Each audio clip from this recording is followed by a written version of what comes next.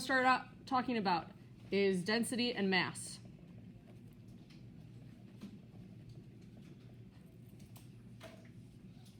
Okay, so here's what's going to happen. You are going to have some object in the xy plane. I'm going to call that object D. This object is a lamina. Have you all heard that term before? Okay, lamina is a very flat object, one in which the height is negligible. Thank you.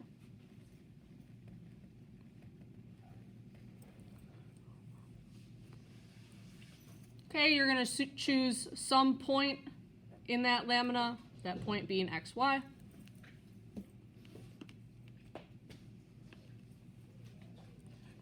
We care about density.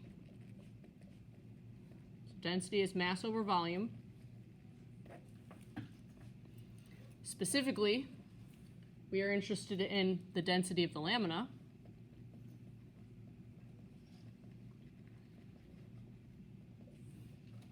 So in words, then, the density of the lamina is the mass per unit area. Okay, so here's what that looks like. The density of the lamina is going to be a function. That's the symbol we use. Do you know what symbol that is? What? Is it like rho? It is rho. I thought so. That's rho. So that's going to be the limit as delta A goes to 0 of the change in mass over the unit area. So our density is going to be more accurate the smaller that the area gets. Okay, if we move this around then, the mass will be the density times the area. So then like a whole bunch of other math happens. And here's what you get from that. To calculate the mass of that lamina, it'll be the double integral over that region D of the density dA. If you're interested in all that other math, go look in your book. Sound good? Okay, I also have this written down and I'm not really sure why, so I'm going to tell it to you and then we're just going to move on, okay? It's a physics aside. I don't know if you need this or not, so I'll write it down. Oh yeah, you're going to need this in your homework. We're not going to do one today though. If you are asked to find the total charge, which we label Q, that's the double integral over the region D of sigma of xy dA, sigma being the charge density. So that's just a fun fact for you to hold on to. Okay, here's our first example. A triangular lamina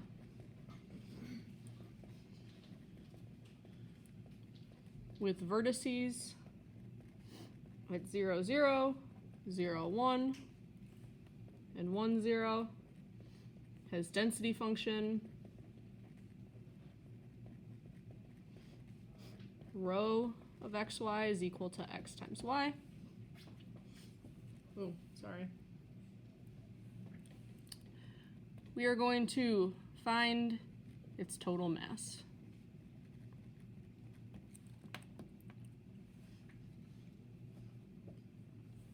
Okay, so this is going to work almost exactly the same as the volume problem does, in that you're going to have to start out by drawing your region.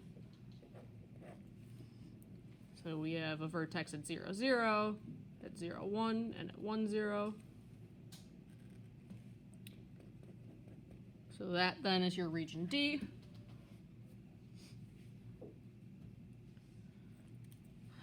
Okay, so if we want to calculate the mass, it's going to be the double integral of the density function, so xy, and then dA.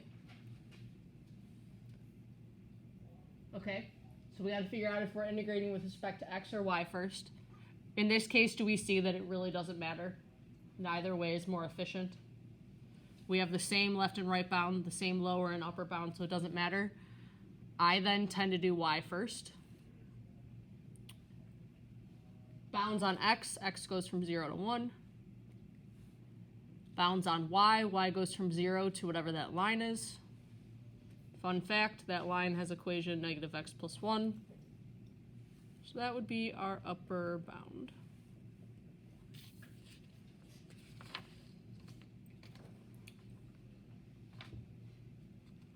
Okay.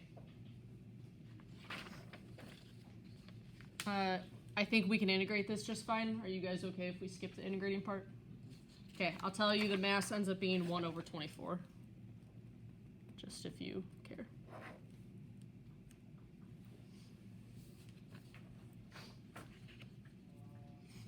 Okay, so questions on mass before we talk about how that relates to the center of mass? No. Great. Next thing to talk about is moments, and then how to find the center of mass.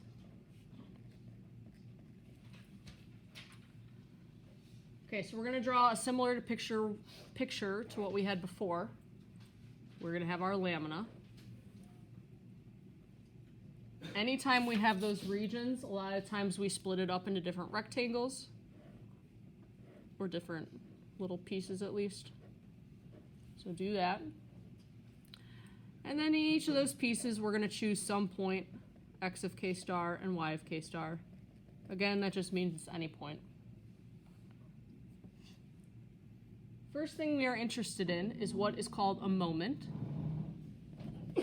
Bless you. Definition of a moment, it is the product of the mass of your object and the distance from a certain axis.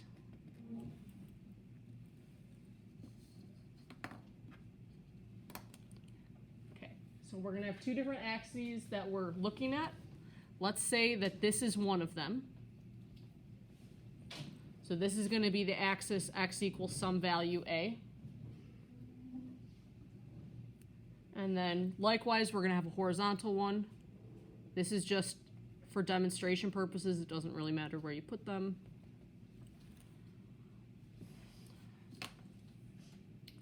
Okay, so then we have two different moments. We have the moment about our axis x equals a. We also have our moment about the axis y equals a.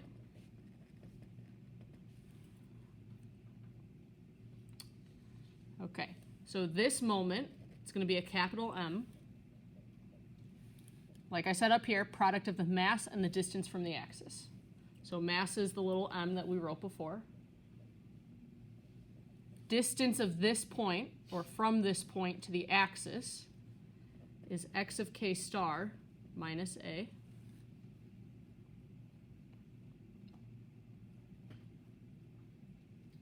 Moment about the axis y equals a, again, mass, times the distance from the axis. This time, it'll be a minus y of k star. The order of these may flip depending on where your a is. Now, we don't care about just any axis, though. Specifically, we're going to look at the moments about the x and y axis. So this will lead us to the moments we actually care about. So we have our moment about the x-axis and our moment about the y-axis. Moment about the x-axis has this notation, m with a subscript of x. That tells us it's the x-axis. Likewise, this is the y-axis. Okay, moment about the x-axis, again, is going to be the product of mass and distance. Okay, mass, though, is an integral, the double integral that we wrote on the page before. So this is going to be the double integral over the region D.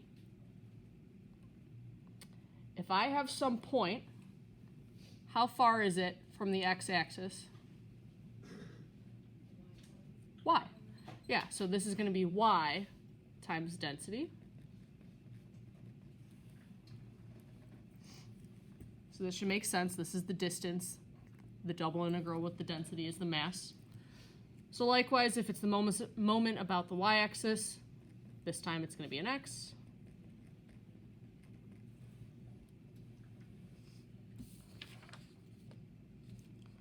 Okay, the reason we have to calculate these moments is they help us find the center of mass. So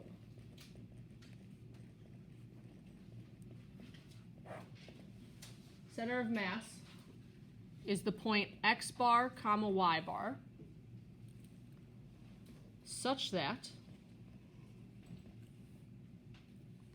m times x bar, or mass times x bar, is going to give us the moment about the y-axis. Mass times y bar will give us the moment about the x-axis. Now, why we care about this? This is the point where the lamina would balance perfectly. You know what I mean by balance? Okay. So you're not really going to be asked to find the moments, you're going to be asked to find the center of mass. So then our center of mass for x and for y, here it'll be the moment about the y-axis divided by the mass. So that'll be 1 over the mass times the moment about the y-axis.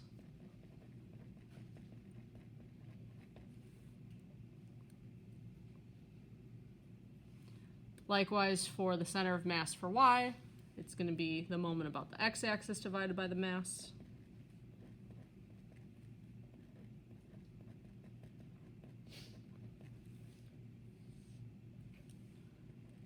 And then, of course, mass is going to be the double integral over the region D of the density function.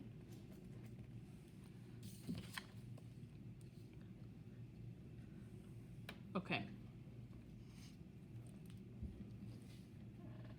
If you can see here, anytime I ask you to find the center of mass, how many computations are there? 3, right? You have to calculate the mass, and then you have to calculate both of these. I would love to tell you that there's an easier way to go about it, but there's not. So for each of these problems, you're going to have 3 sets of double integrals to do. So let's try one. Sometimes your life will be a little bit easier, but the vast majority of the time you're going to have to do all of them. Okay, we are going to find the mass and the center of mass. Sometimes instead of center of mass, you're going to see center of gravity. I'm asking for the same thing. For the triangular lamina,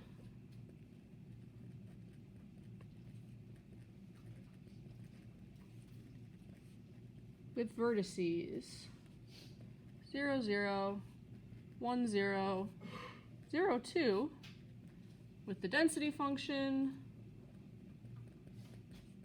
1 plus 3x plus y.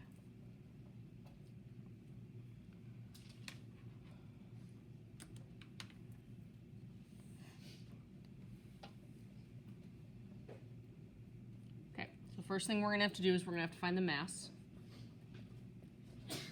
Bless you. So that's going to be the double integral of our density function. And then we're going to have to figure out the bounds, and we're going to have to figure out which way to integrate first. So I'm going to draw myself the region.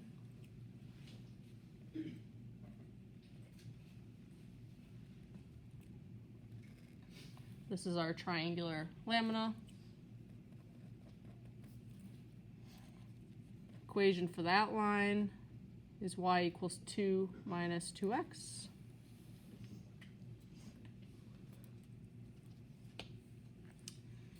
In this case, it doesn't matter which way we integrate first. Are you guys okay if we do y first? Okay. So for y, we're going to go 0 to 2 minus 2x. X goes from 0 to 1. If I were going to integrate with respect to x first, what would I have to do? Right, you'd have to solve this for x. Can I split this up into two separate integrals? No, because you have this upper bound that has x. Okay, this one we're actually going to do, and then the next two we won't. So I actually want us to go through with this one. So integrating with respect to y, we get y, add 3xy, add 1/2 y squared. From y equals 0 to y equals 2 minus 2x.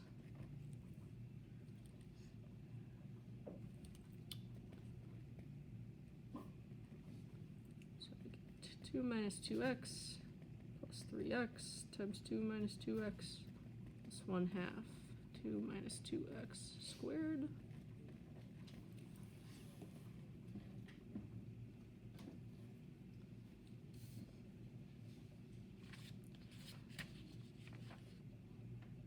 Okay, I'm just going to tell you that this is 8/3. Does that work for you? Okay, so that's the mass. That's what we did on the first page. Now we need the center of mass. So if I want the center of mass for x, it's the moment about the y-axis divided by the mass. So I have 1 divided by 8/3, double integral. The bounds are going to be the same. It's the same region.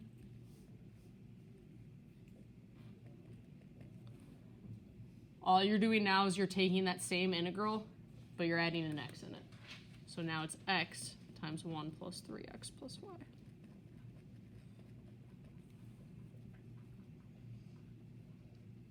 I'm not ever specifically going to ask you for the moment. I'm just going to ask you for the center of mass.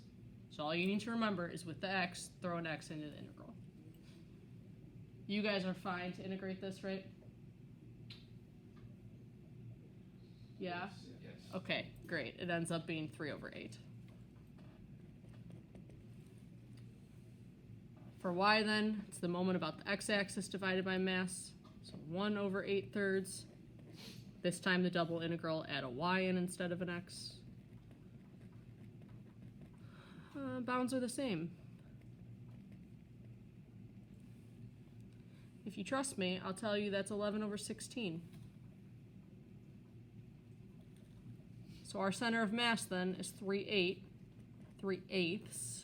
comma 11/16. Okay, so it's pretty much one setup, but then integrating 3 separate times. Okay, I want you to make sure that this answer makes sense. How do you know if this answer makes sense? It should be in the region, yeah? So make sure when you get this that you look and make sure that it's in the region. If it's not in the region, you did something wrong. Okay, we got one more example to do. Any questions before I keep going? Okay, there are a few cases where you don't have to do all 3. One case would be that first example we did. This first example where we found the mass, you're going to have to find the mass no matter what. Why do you not need to find both x bar and y bar for the center of mass here? They're going to be the same. Do you see that x bar and y bar would be the same? So you only need to do one. I don't expect you to do both just to do both. So look, in the case of a symmetric figure like this, they're going to be the same. Okay, you ready for the last one? Great, I'm ready too. Okay.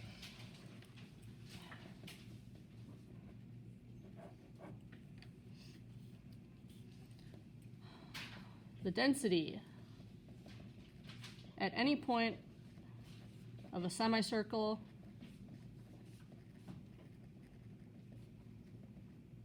or semicircular lamina is proportional to the distance from the center of the circle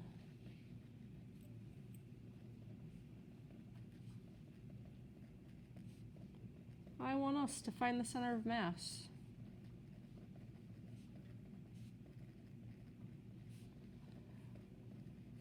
of the lamina.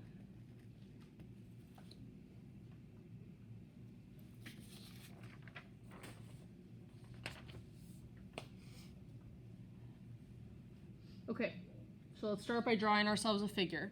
We have a semicircular lamina. So I'm going to center my semicircle at the origin.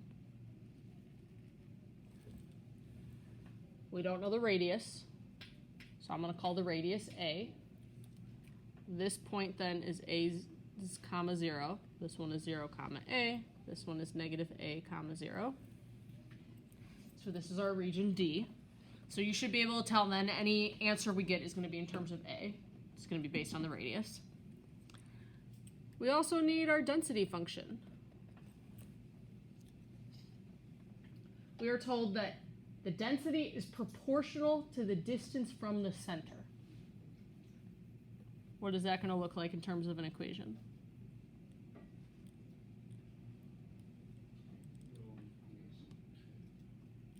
K times R.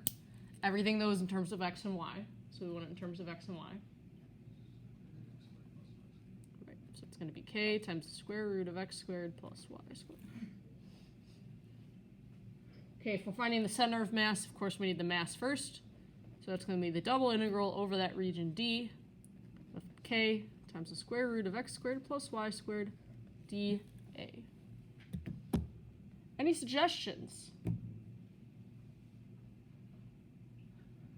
before we start finding bounds? What might be helpful here when we go to integrate this? Yes, polar. You're going to put this in polar.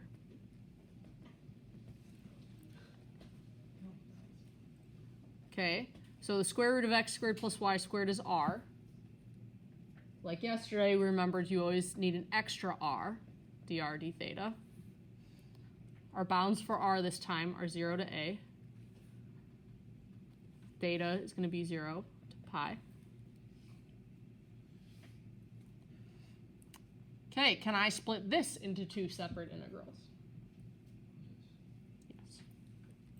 So this is going to be 0 to pi d theta, 0 to a times kr squared dr. So this one you should be able to tell is just going to give us a pi. This one is a 1/3 kr cubed from r equals 0 to r equals a, which tells us that our mass is k a cubed pi all over 3.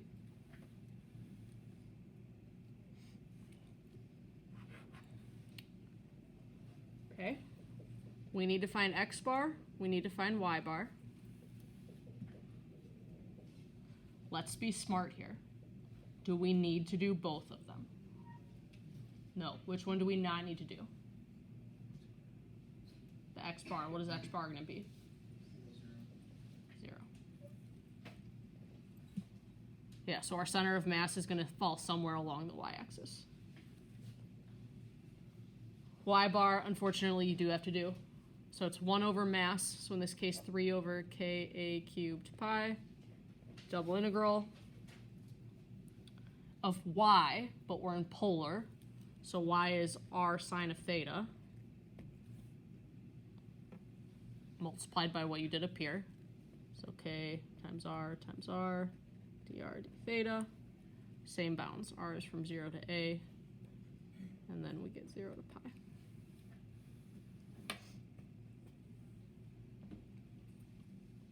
Okay, this one is nice. You can split it up again. So we have that 3 over ka cubed pi, 0 to pi of sine of theta d theta, and then 0 to a of kr cubed dr. I guess I can cancel these r's out right away. If I pulled that one out, it would cancel with that one. So it'll be 3 over a cubed pi. Integrating sine, we get cosine, negative cosine from 0 to pi, and then 1/4 r to the 4th from 0 to a. Sorry. If you trust me, I'll tell you that all that simplifies to 3a over 2 pi. So our center of mass then is 0, comma 3a over 2 pi.